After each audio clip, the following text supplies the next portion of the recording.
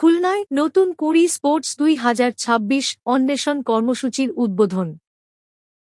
খুলনা থেকে জেলা প্রতিনিধি এস.এম. শাহরিয়ারের পাঠানো প্রতিবেদনে থাকছে বিস্তারিত। খুলনার সোনাডাঙ্গা বিভাগীয় মহিলা ক্রীড়া কমপ্লেক্সে বসেছিল হাজারো তরুণের মেলা।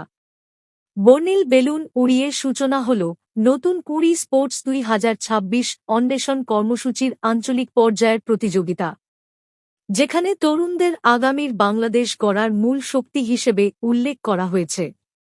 অনুষ্ঠানে প্রধান অতিথি হিসেবে উপস্থিত ছিলেন জাতীয় সংসদের হুইপ রকিবুল ইসলাম বকুল।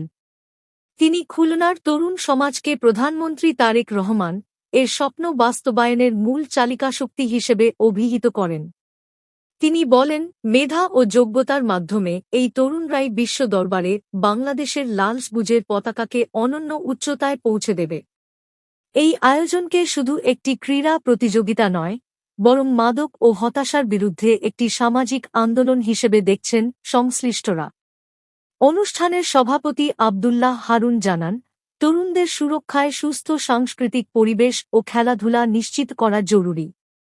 অন্যদিকে বিশেষ অতিথিবৃন্দ পুরো খুলনা বিভাগকে মাদক ও অপরাধমুক্ত রাখতে প্রশাসনের কঠোর অবস্থানের কথা পুনর্ব্যক্ত করেন। অনুষ্ঠানের শেষ পর্যায়ে উপস্থিত সবাই মাদক, বৈষম্য ও হিংসামুক্ত একটি নিরাপদ বাংলাদেশ গড়ার প্রত্যয় ব্যক্ত করেন। সমাজ থেকে অন্ধকার দূর করে আলোর পথ ছড়ানোর এই শপথ যেন প্রতিটি তরুণের হৃদয়ে প্রতিধ্বনিত হচ্ছিল।